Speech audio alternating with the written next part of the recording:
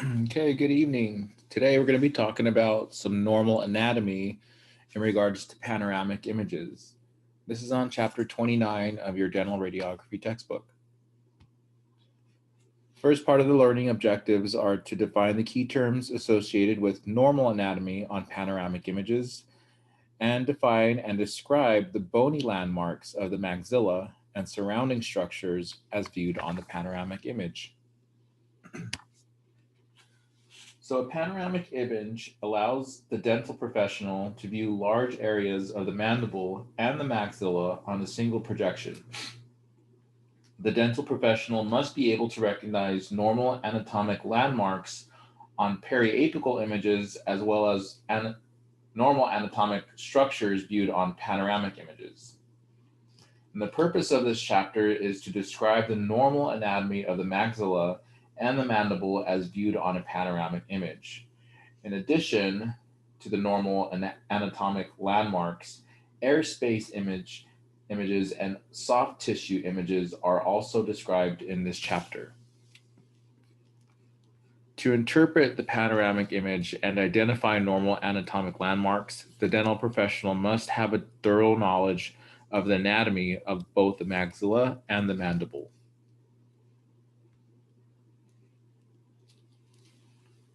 So the normal anatomic landmarks include bony landmarks of the maxilla as well as the surrounding structures, bony landmarks of the mandible and the surrounding structures, air spaces that are seen on the panoramic, as well as soft tissue seen on the panoramic image.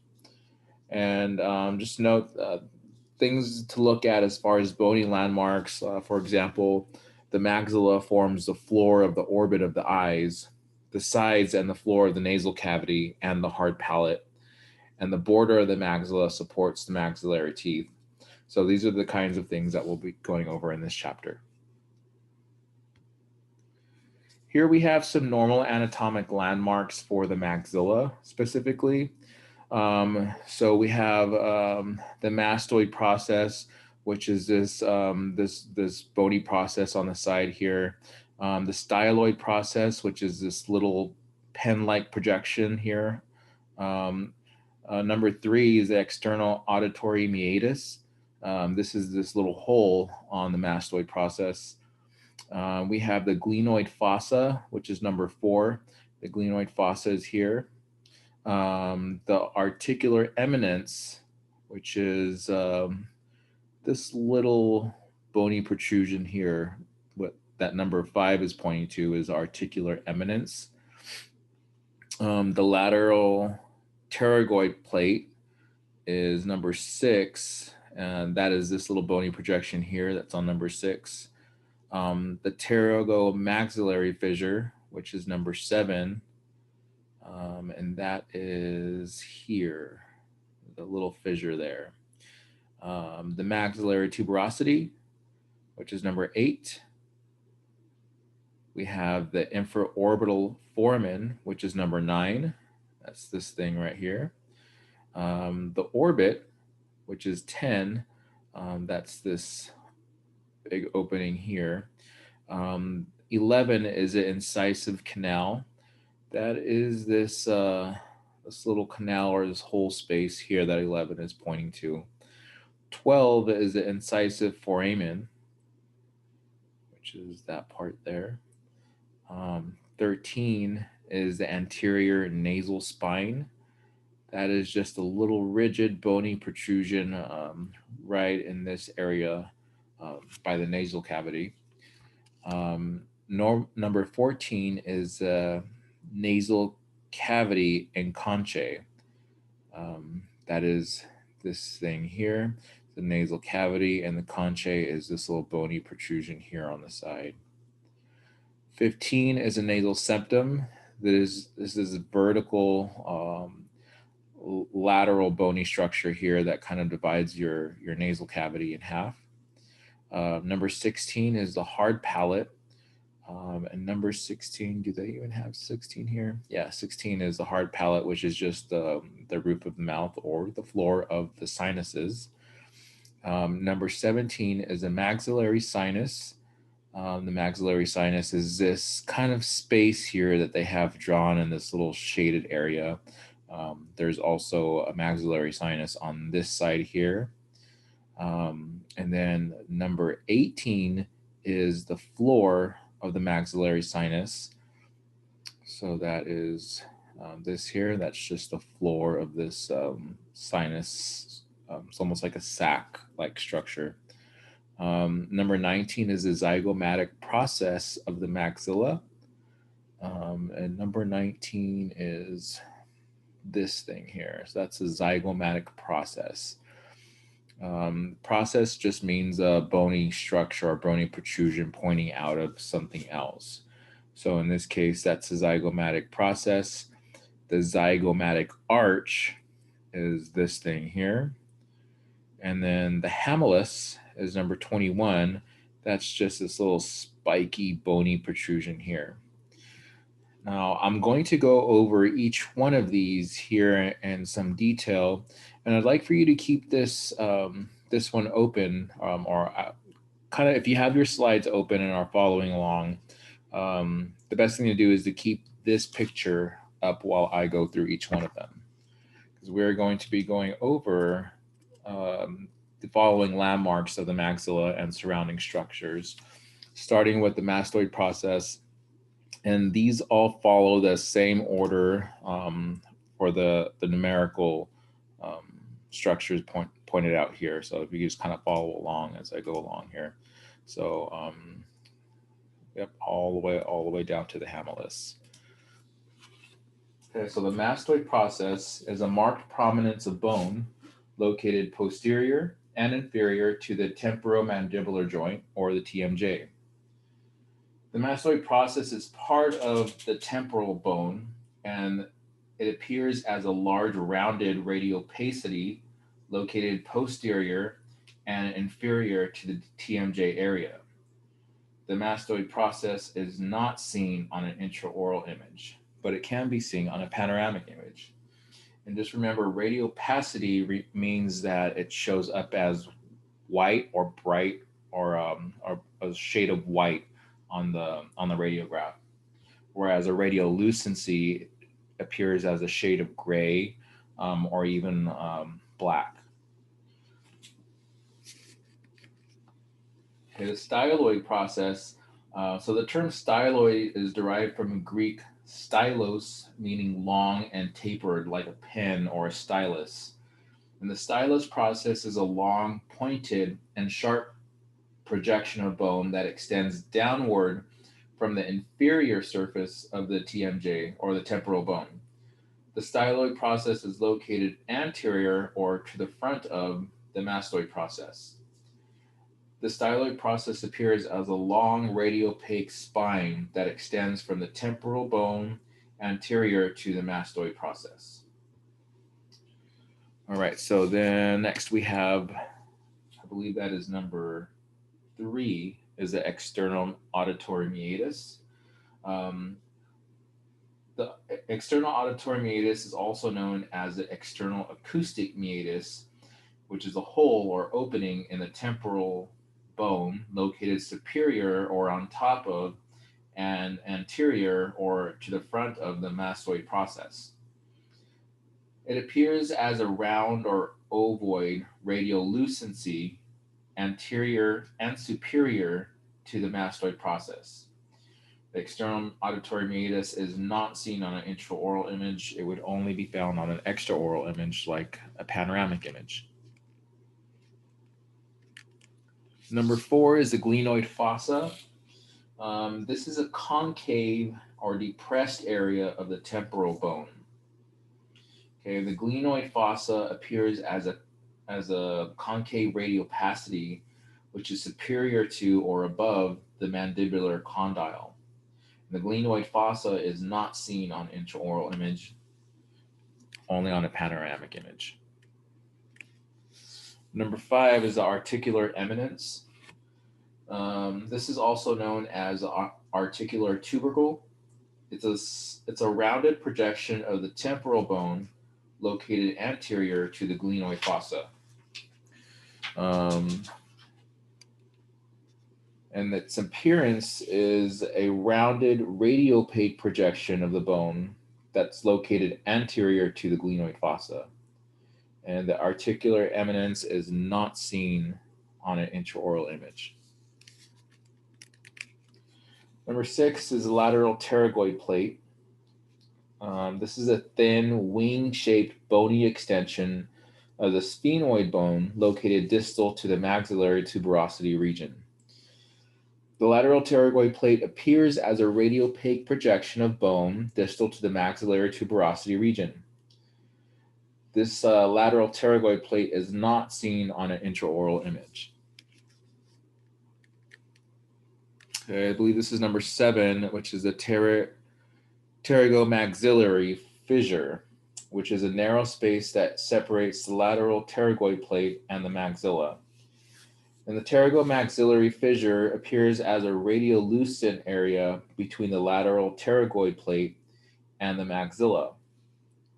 Sometimes the zygoma is superimposed on this region and obscures the pterygomaxillary fissure. This is not seen on an intraoral image. Okay, number 8 is the maxillary tuberosity. This is a rounded prominence of bone that extends posterior to the third molar region. The maxillary tuberosity appears as a radiopaque bulge or bump that's distal to the third molar region. This is something that may be viewed on an intraoral image as well as a panoramic image. Okay, number 9 is the infraorbital foramen, which is a hole or opening in the bone inferior to the border of the orbit. So the infraorbital foramen appears as a round or ovoid radiolucency inferior to the orbit. So just remember that radiolucency, anytime you see a radiolucency in a radiograph, it's going to refer to some type of hole or a space. That just means that it's we've got lots of low density structures, if any structures are there at all. And the infraorbital foramen may be it may be superimposed.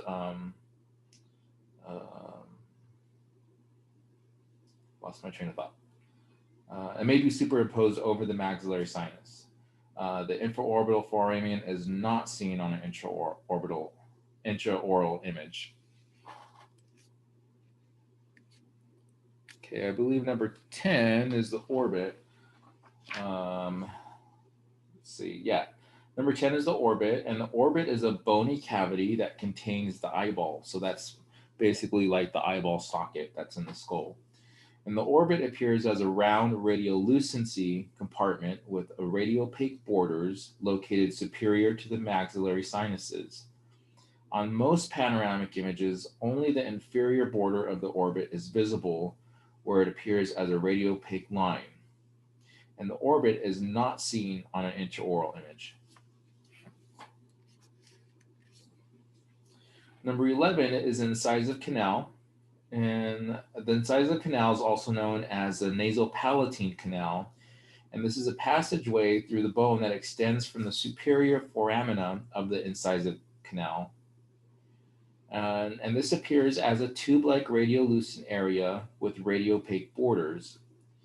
The incisive canal may also be viewed on an intraoral image. Number 12 is the incisive foramen.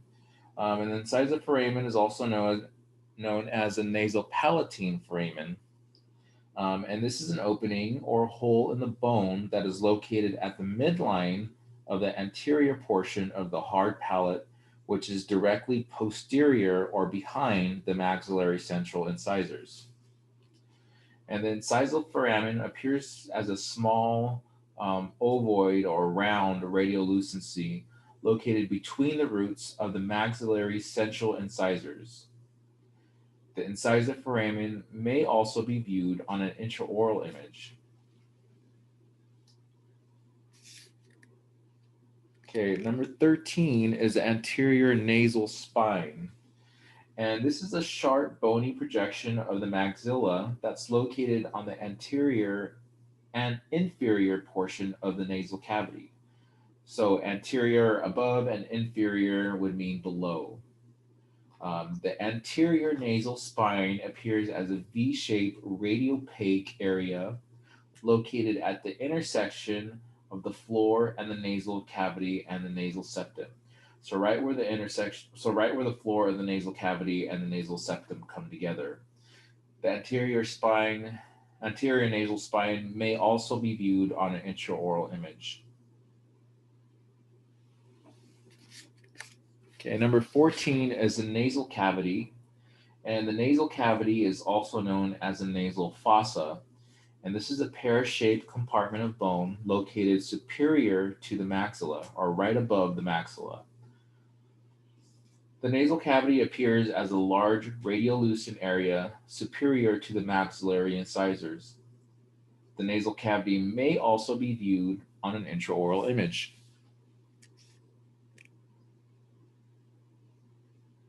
Okay.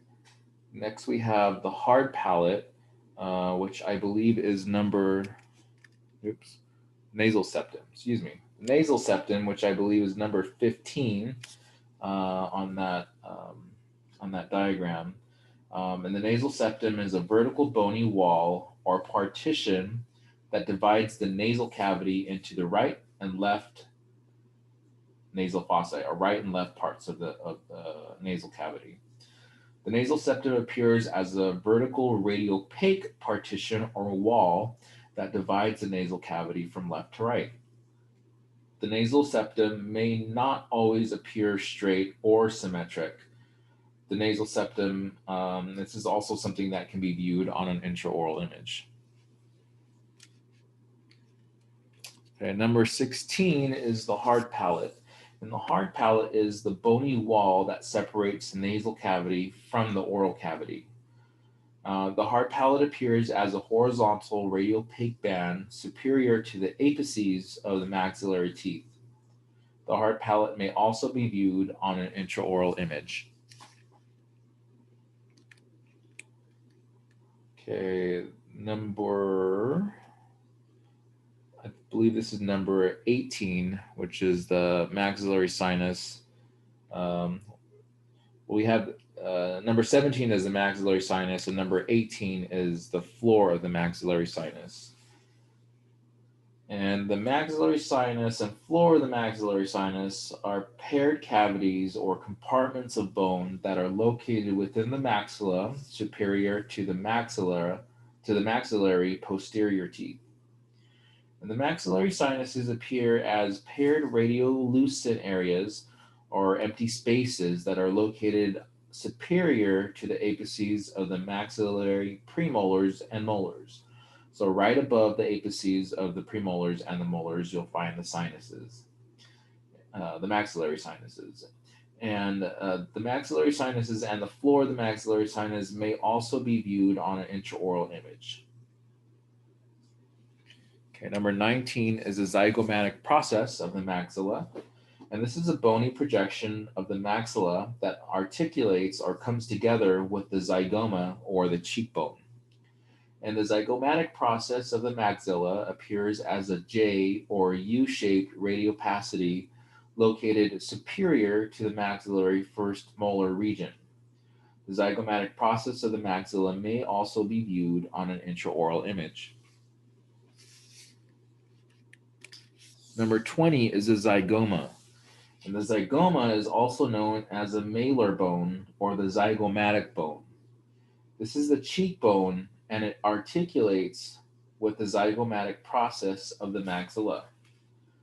The zygoma appears as a diffuse radiopaque band that extends posteriorly from the zygomatic process of the maxilla, and it can also be viewed on an intraoral image. Okay, 21 is the hamillus. And the term hamillus is derived from the Latin word hamus, meaning hook.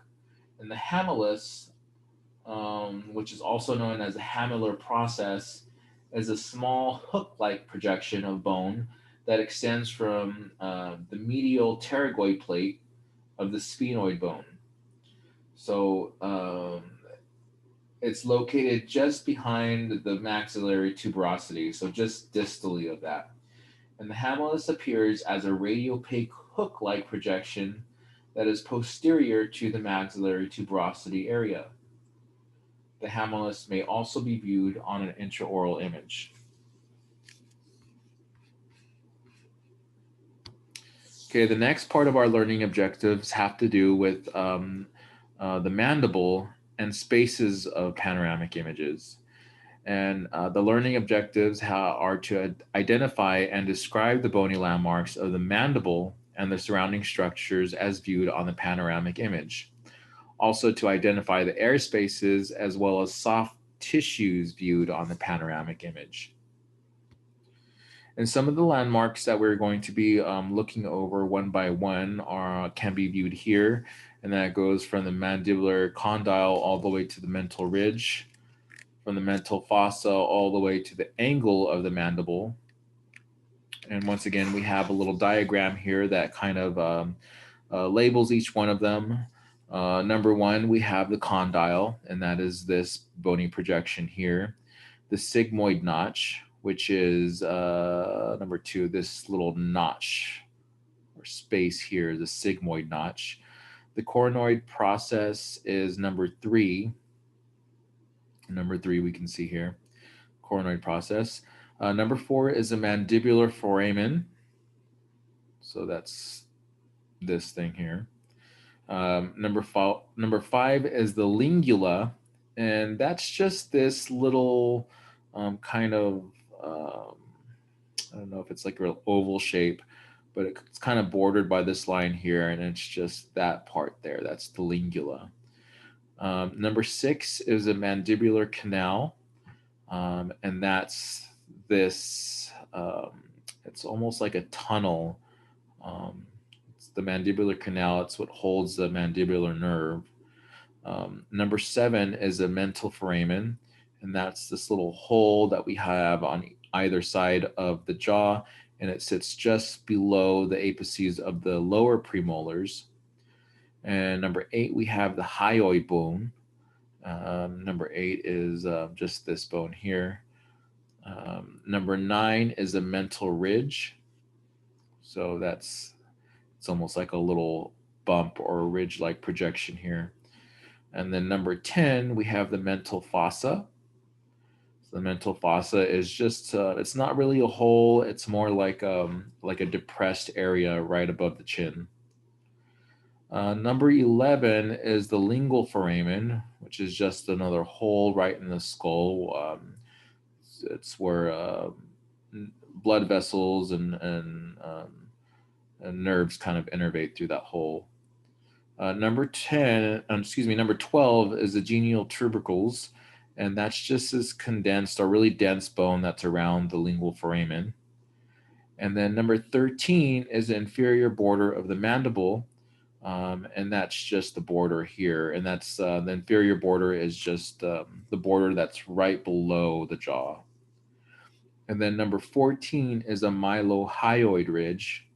That's this little ridge that you can kind of see here that number 14 is pointing to. And number 15 is an internal oblique ridge.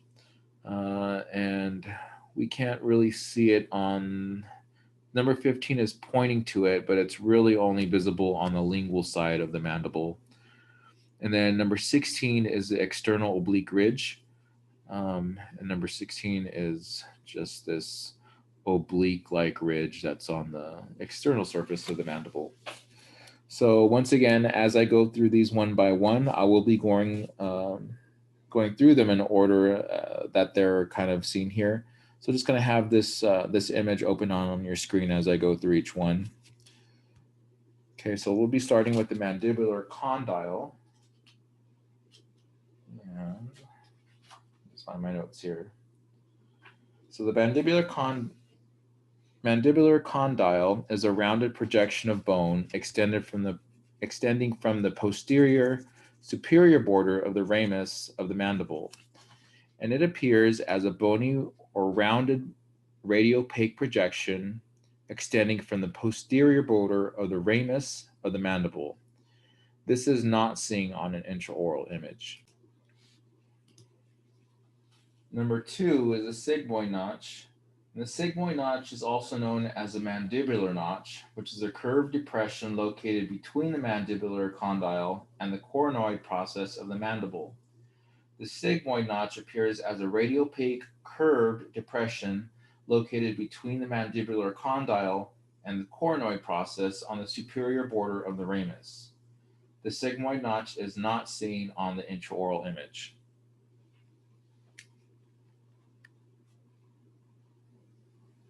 Okay, number 3 is a coronoid process. And this is a thin prominence of bone that is shaped sort of like a cow's beak, and it's found on the anterior superior ramus of the mandible.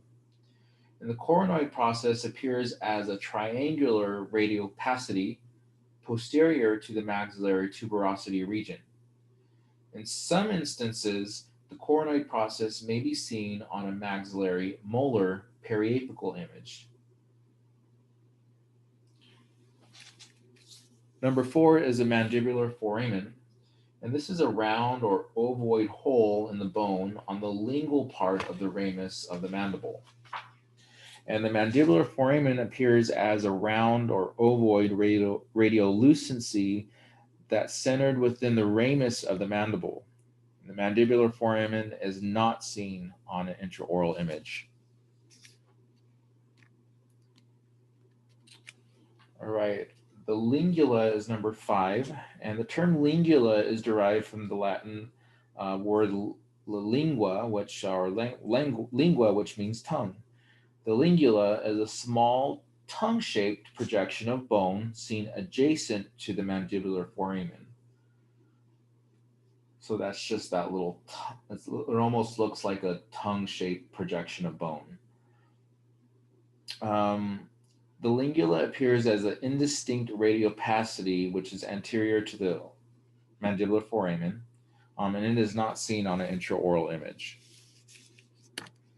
Number 6 is the mandibular canal, and this is a tube-like passageway or tunnel through the bone that travels within the body of the length of the mandible. So it goes right along the length of it. And the mandibular canal extends from the mandibular foramen to the mental foramen and houses the inferior alveolar nerve and the blood vessels. The mandibular canal appears as a radiolucent band outlined by 2 thin radiopaque lines representing the cortical walls of the canal. The mandibular canal may also be viewed on an intraoral image.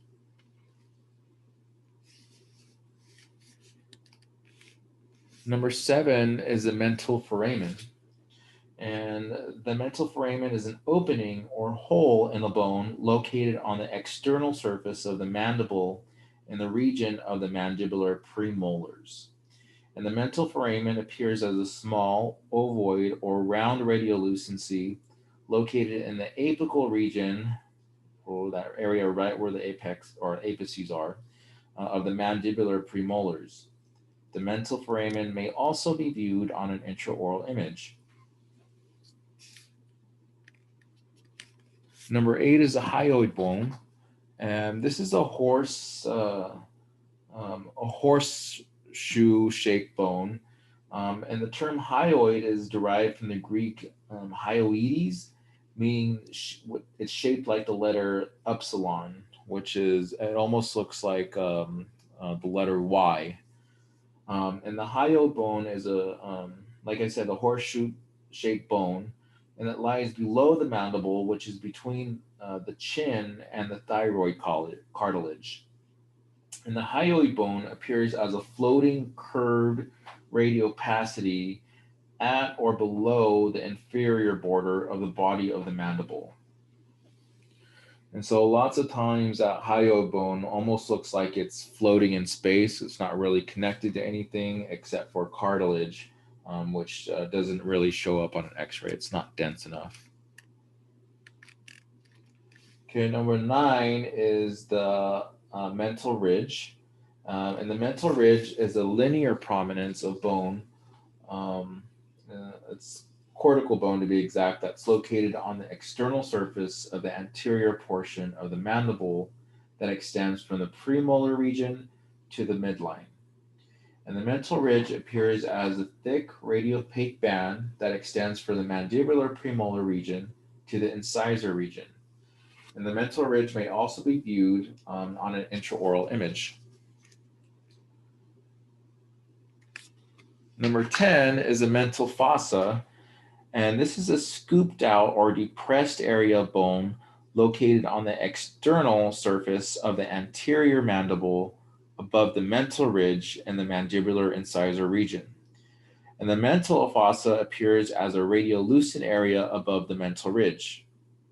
The mental fossa may also be viewed on an intraoral image. Number 11 is the lingual foramen. And the lingual foramen is a tiny opening or hole in the bone located on the internal surface of the mandible near the midline. And the lingual foramen appears as a small radiolucent dot or hole located inferior to the apices of the mandibular incisors. The lingual foramen may also be viewed on an intraoral image. Number 12 is the genial tubercles. And these are tiny bumps of bone that are located on the lingual aspect of the mandible. And the genial tubercles appear as a ring-shaped radiopacity surrounding the lingual foramen. So that really dense bone that's surrounding that hole or the lingual foramen. And this may also be viewed on an intraoral image. Number 13 is the inferior border of the mandible, which is a thick linear prominence of cortical bone that defines the lower border of the mandible. So the inferior border of the mandible appears as a dense radiopaque band that outlines the lower border of the mandible, and it can also be viewed on an intraoral image.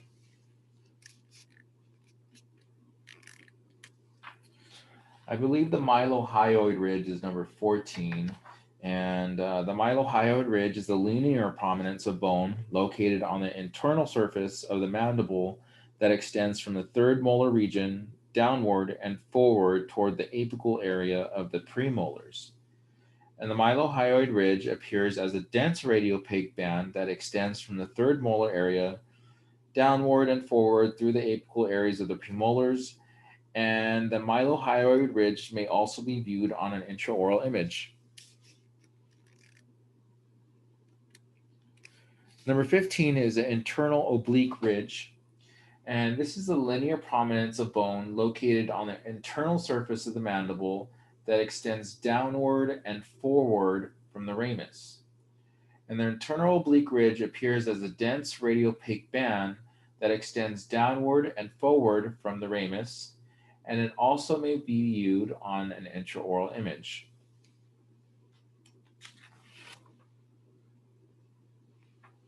Number 16 is the external oblique ridge. Is that number 16? Yes. Number 16 is the external oblique ridge. And this is a linear prominence of bone located on the external surface of the mandible that extends downward and forward from the ramus to the molar region. And on a panoramic image, the external oblique ridge appears as a dense radiopaque band that extends downward and forward from the ramus to the molar region, and it may also be viewed on an intraoral image. Number 17 is the angle of the mandible. Yeah, so this actually isn't even on that diagram. So it's not numbered. There is no 17. But the angle of the mandible, it's just the angle formed where the horizontal lower edge of the body of the mandible meets the perpendicular posterior edge of the ramus. And on a panoramic image, the angle of the mandible appears radiopaque where the ramus joins the body of the mandible. and the angle of the mandible is not visible on an intraoral image. Okay, so next we'll be going over some air spaces um, commonly seen on a panoramic image. And an airspace appears as a radiolucent area or radiolucent space. And these airspaces are not viewed on intraoral images. And starting with the palatal glossal airspace, um, the term palatal glossal airspace refers to the airspace between the palate, which is the or the palato, and the tongue, the glossal. So palatal is the palate, and glossal is the tongue. So palatal glossal is the airspace between the palate and the tongue. And the palatal glossal airspace appears as a horizontal, well-defined radiolucent band superior to the apices of the maxillary teeth. So I believe I have a picture of it here. Yep. So this would be number one. So number one is this palatal glossal airspace. Okay. And I know it looks kind of strange, kind of hard to know what they're picturing here. So they're kind of just shading in what that radiolucency would look like and where it would be on the panoramic image. And if you want to look on your book, it's on page 358. They have there is an actual radiograph that goes along with some of these airspaces, and it kind of points to them. So that palatal glossal airspace, that one is actually on page 359 on figure 29-11. And those little white arrows on the figure that you see on 29-11, and that's on number one. It's hard to see those little red numbers, but there's a little number one next to some white arrows on the right hand side of that picture. And that's where you kind of see that radiolucent band. Okay, and that is the palatal glossal airspace. Number two is so what did I have for number two? Oh, number two is a nasopharyngeal airspace. And the term nasopharyngeal airspace refers to the space or the airspace in the pharynx that is located posterior to the nasal cavity. So the pharynx, um, kind of in this area here, and it's located. Um, it is located. Where did I see it at? Oh, superior or above um, the radiopaque shadow of the soft palate of the uvula. So that's this area here, number two. Number three is the glossopharyngeal airspace. And this refers to the airspace in the pharynx that is located posterior to the tongue and the oral cavity. And the glossopharyngeal airspace appears as a vertical radiolucent band that is superimposed over the ramus of the mandible.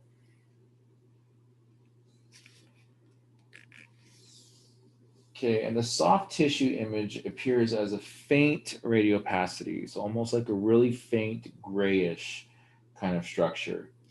And then this next section just kind of describes the soft tissues that can be seen on a panoramic image.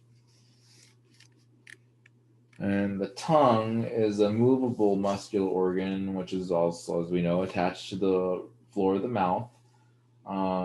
And it appears as a faint dome-shaped radiopaque area superimposed over the maxillary posterior teeth. And the lip line is formed by the positioning of the patient's lips. We'll also be looking at the ear. Um, In the ear, it appears as a radiopaque shadow that projects anteriorly and inferiorly from the mastoid process. And we can see what those kind of look like here. Once again, number one here, the tongue. Normally the tongue would be in this area here, but in the panoramic image, it just looks like a faint radiopacity in this area here and in this area here, like little radiopaque ovals. We can actually see what that looks like on an X-ray on page 360 on figure 29-13. And it'll point to these structures on an actual X-ray. But this is just a diagram of where to look. And then number two is a soft palate of the uvula. And that is this area here. So the soft palate and uvula will appear as faint radiopacities in these regions here. The lip line will appear in this area here, and we'll see an almost ghost-like image of the lower lip. And that is our lip line. And the ears we'll see as faint radiopacities over in this region here. Okay, that's it for chapter 29. If you have any questions, please feel free to email me. If not, feel free to ask me in class. We'll talk next time. Thank you.